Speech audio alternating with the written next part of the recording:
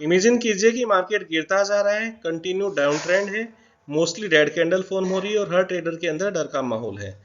तभी बॉटम पर एक ग्रीन कैंडल फॉर्म होती है जिससे बायर को थोड़ा कॉन्फिडेंस मिलता है। उसके बाद वो ग्रीन कैंडल जो लास्ट रेड कैंडल है उसको पियर्स कर जाती है। इसी तरह से फॉर्मेशन होता है पियर्सिंग पैटर्न का।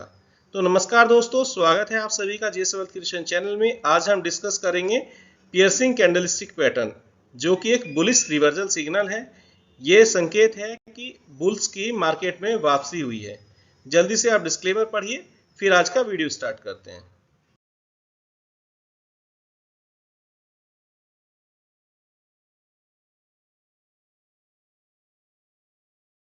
पियर्सिंग पैटर्न एक two candlestick bullish reversal pattern है। यह पैटर्न दो कैंडलस्टिक को मिलाकर फॉर्म होता है। यह अपीयर होता है डाउन ट्रेंड में। एक कंटिन्यूस डाउन ट्रेंड के बाद ये बॉटम में पैटर्न बनता है और ये पैटर्न सिग्नल देता है कि अब सेलिंग प्रेशर एब्जॉर्ब हो गया है।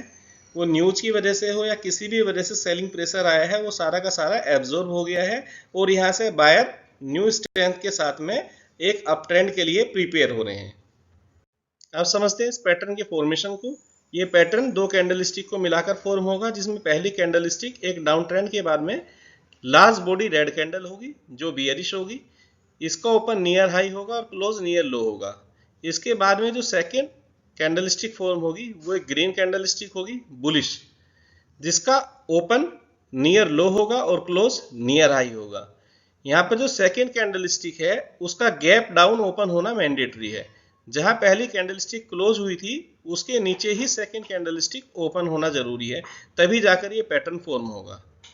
और जो सेकेंड कैंडलस्टिक है जब वो क्लोज होगी वो पहली कैंडलस्टिक के एटलीस्ट मिड पॉइंट को कवर कर ले, वहां तक उसको पियर्स कर दे, तभी जाके पैटर्न फॉर्म होगा। इस पैटर्न की फॉर्मेशन कुछ इस तरह से होगी। ये हमारी पहली कैंडलस्टिक है, लार्ज बॉडी रेड कैंडल जो ओपन नियर हाई हुई थी और क्लोज नियर लो हुई है। जहां पे पहली कैंडलस्टिक क्लोज हुई है, सेकेंड कैंडलस्टिक उससे गैप डाउन ओपन हुई है। सेकेंड कैंडलस्टिक का ओपन यहाँ पे है और पहली कैंडलस्टिक का क्लोज यहाँ पर है। उसके बाद ये कैंडलस्टिक क्लोज कहाँ हुई है, जो पहली कैंडलस्टिक का 50% है उसे ऊपर जाके क्लोज होगी। एटलीस्ट इसका 50% इसको पियर्स करना है, तभी जाकर ये कैंडलस्टिक पैटर्न फॉर्म होगा। तो ये इन दोनों कैंडलस्टिक को मिलाकर ये हमारा पियर्सिंग पैटर्न कंप्लीट हो जाता है। बात करते हैं इस पैटर्न की कैरेक्टरिस्टिक की। तो सबसे पहली कैरेक्टरिस्टिक है ये पैटर्न डाउन ट्रेंड में नियर सपोर्ट फॉर्म होना चाहिए। अगर ये पैटर्न नियर सपोर्ट फॉर्म नहीं हुआ है तो इस पैटर्न के फेल होने के चांसेस ज़्यादा हैं। अगर ये नियर सपोर्ट फॉर्म होगा बॉटम में एक अच्छे डाउन ट्रेंड के बाद में, तो इसके सक्सेस होने के चांसेस ज़्यादा हैं, हमारी प्रॉफिटेबिलिटी परसेंटेज बढ़ जाएगी। जो सेकेंड कैंडल स्टिक है वो पहली कैंडल स्टिक को एटलीस्ट 50% पियर्स कर ले, उसकी क्लोजिंग पहली कैंडल स्टिक के 50% या 50% से ऊपर ही जाके हो।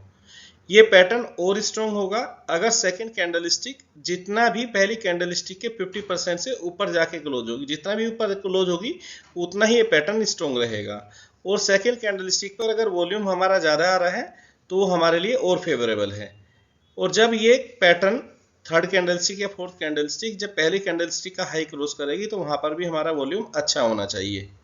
और इसके साथ में अगर कोई इंडिकेटर भी कंफर्मेशन दे रहे हैं तो और वो सोने पे सुहागा है, वो हमारे लिए और अच्छी प्रॉफिटेबिलिटी के चांसेस बढ़ जाते हैं। इस पैटर्न के फॉर्मेशन के पीछे की साइकोलॉजी समझते हैं। जो पहली कैंडलस्टिक है वो लार्ज बॉडी की रेड कैंडल है, तो उसमें सेलर डोमिनेंट्स है। फर्स्ट कैंडलस्टिक वो सेलर डोमिनेंट करते हैं। उसके बाद जो गैप डाउन ओपन हुआ है वहां तक सेलर ने डोमिनेट किया है। और जो सेकेंड कैंडलस्टिक ग्रीन फॉर्म हुई है और उसने पहली कैंडलस्टिक को पियर्स किया है, वो बताती है कि बायर्स वापस हो रहे हैं और वो बायर्स की स्ट्रेंथ को, उनके सेंटीमेंट को बताती है।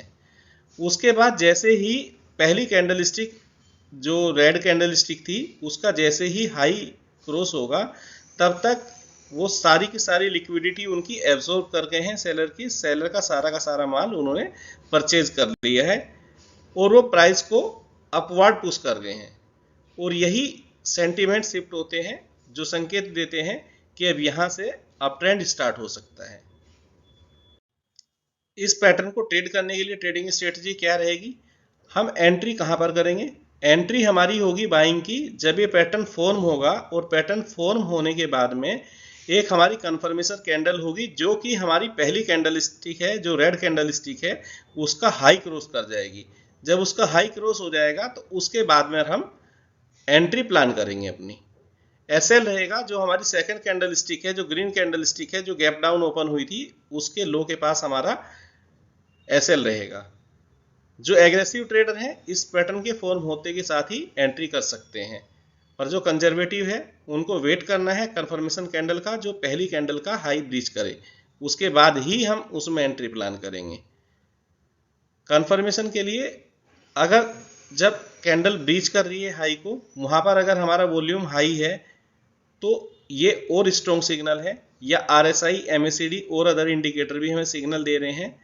एग्जिट हमारा रिस्क रिवार्ड रेशो के हिसाब से होगा, या फिर हम रेजिस्टेंस लेवल के हिसाब से जो हमारा R1 है वहां पर हम अपना एग्जिट कर लेंगे, और उसके बाद में हम अपने प्रॉफिट को हम ट्रेल कर सकते हैं R2 R3 के लिए, या फिर हम अपना रिस्क रिवार्ड के हिसाब से जितनी भी इस पैटर्न की रेंज होगी उसके रिस्क रिवार्ड के हिसाब से जो हमारा एसएल बन रहा है वहां से 1:1 या 1:2 तक हम इसको कैरी फॉरवर्ड कर सकते हैं।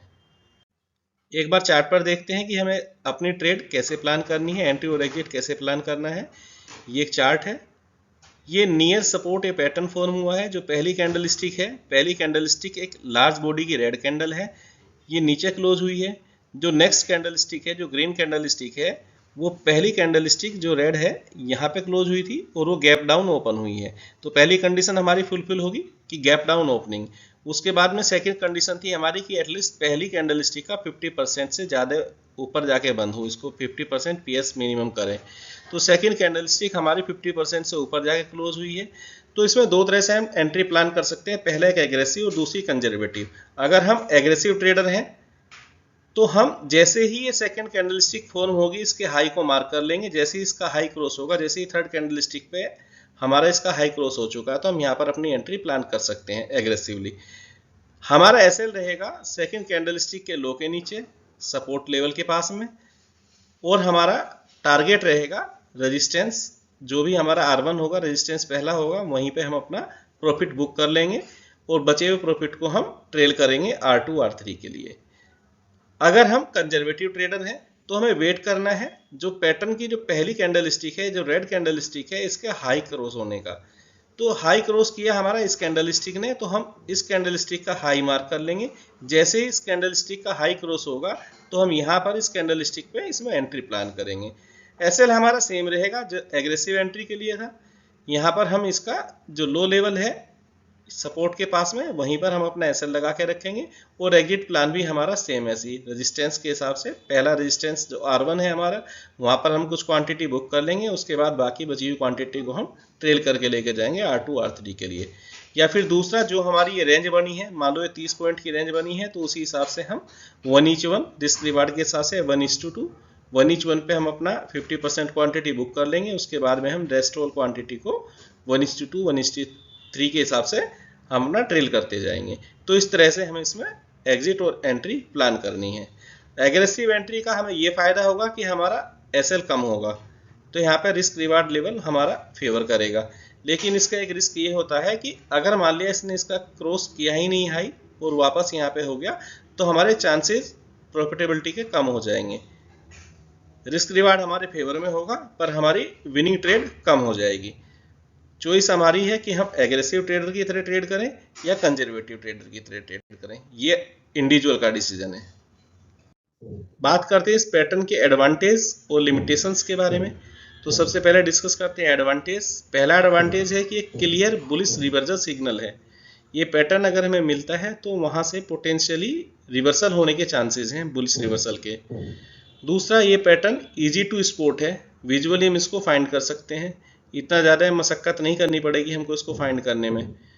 और ये अगर वॉल्यूम और इंडिकेटर के साथ में कंफर्मेशन मिलती है हमें तो बहुत अच्छे से काम करता है।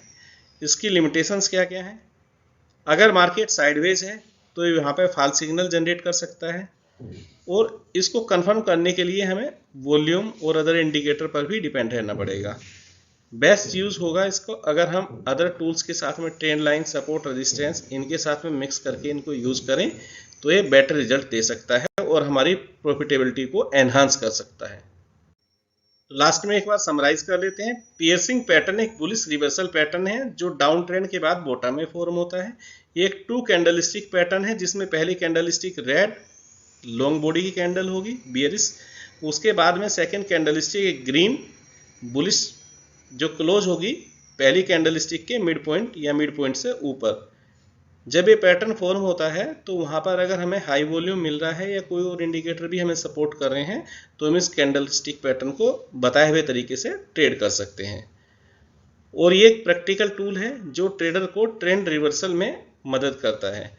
जितने बड़े टाइम फ्रेम पर ये पैटर्न फॉर्म होगा उतना ही इसकी एक्यूरेसी बढ़ती चली जाएगी। और ये केवल हमारा वीडियो एजुकेशनल पर्पज़ के लिए है, ये कोई हमारी ट्रेडिंग एडवाइस नहीं है। आज के वीडियो में बस इतना ही। आई होप अब आपको क्लियरिटी मिली होगी कि पियर्सिंग पैटर्न कैसा होता है और उसको ट्रेड कैसे करना है।